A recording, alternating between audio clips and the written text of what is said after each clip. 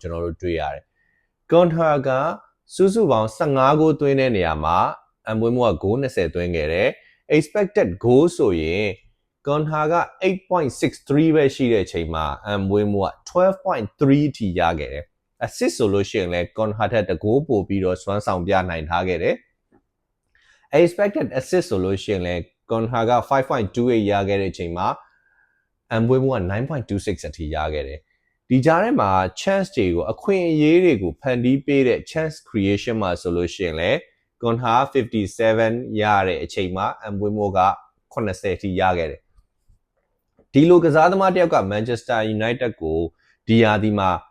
ရောက်လာနိုင်အောင်ခေါ်ယူနိုင်တယ်ဆိုလို့ရှိရင် United အတွက်အဓိကကျတဲ့ခေါ်ယူမှုတစ်ခုဖြစ်ပါလိမ့်မယ်။သူ့ရဲ့အဓိကကျတဲ့စွမ်းဆောင်ရည်တွေသူ့ရဲ့စိတ်သက်ပြင်းပြမှုတွေသူ့စီမှာရှိတဲ့ Premier League နဲ့အံဝင်တဲ့ကြန့်ခိုင်မှုတွေဒါတွေအကုန်လုံးပြည့်စုံနေတဲ့ကစားသမားတစ်ယောက်လည်းဖြစ်တယ်။ကျွန်တော်တို့အသင်းရဲ့တိုက်စစ်ပိုင်းမှာဒါပြီးခဲ့တဲ့2ရာသီလုံးလိုအပ်နေတဲ့အရာတွေအကုန်လုံးနီးပါးက Brian Mbeumo စီမှာရှိနေတယ်။မှန်ပါတယ်သဘောတူညီမှုကနည်းနည်းနှေးနေတယ်ဆိုပေမဲ့ကျွန်တော်တို့ဒီသဘောတူညီမှုဖြစ်မြောက်လာဖို့အတွက်ကို Brentford ဘက်ကရော Manchester United ကဘက်ကရောဒါဆန္ဒရှိပြီးတော့အာသွန်ခွန်ဆိုင်စ조사နေကြပါတယ်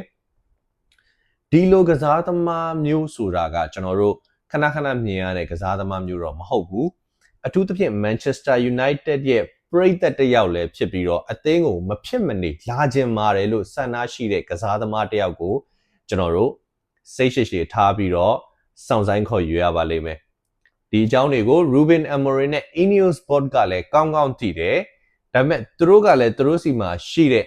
principle အရာကစားသမားတစ်ယောက်ရဲ့တန်ကြေးကိုမလိုအပ်ပဲဖောင်းပွားတာမျိုးမဖြစ်စေချင်တဲ့အတွက်ကြောင့်မလို့ Brentford နဲ့ကြားထဲမှာဂီယူတဆိုင်နဲ့ညှိနှိုင်းပြီးတော့ဆောင်ရွက်နေတာကိုတွေ့ရတယ်။နောက်ဆုံးရခဲ့တဲ့ဒီ Fabrizio Romano စီက update တွေအရဆိုရင်လည်းဒီအခုဒီ payment structure တွေနဲ့ပတ်သက်ပြီးတော့အပြောင်းအရွှေ့ကို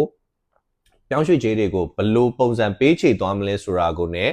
add-on တွေကိုဘာတွေထည့်သွင်းသွားမလဲဆိုတာရဲ့ဒီ agent fees တွေဒါတွေကိုပဲဆက်လက်ပြီးတော့ညှိနှိုင်းစရာကြံနေတယ်လို့သိရတယ်။ Manchester United ဘက်ကလည်း Brian Mbeumo ရောက်လာရင်ဆေးစစ်ဖို့ကအစအကုန်လုံးအစင်းနဲ့ပြင်ထားပြီးတော့စောင့်နေပြီဖြစ်တဲ့အတွက်ကြောင့်မို့လို့ဒီအပြောင်းအရွှေ့ကမကြာခင်အချိန်အတွင်းမှာဒန်ဒီဖြစ်ပါလိမ့်မယ်ဆိုတော့ပရိသတ်တွေအနေနဲ့ဒီလိုကစားသမားမျိုးကိုကျွန်တော်တို့စိတ်ရှည်ရှည်နဲ့စောင့်ဆိုင်ပေးရတာတကယ်ကိုတန်တဲ့စောင့်ဆိုင်မှုတစ်ခုဖြစ်လာပါလိမ့်မယ်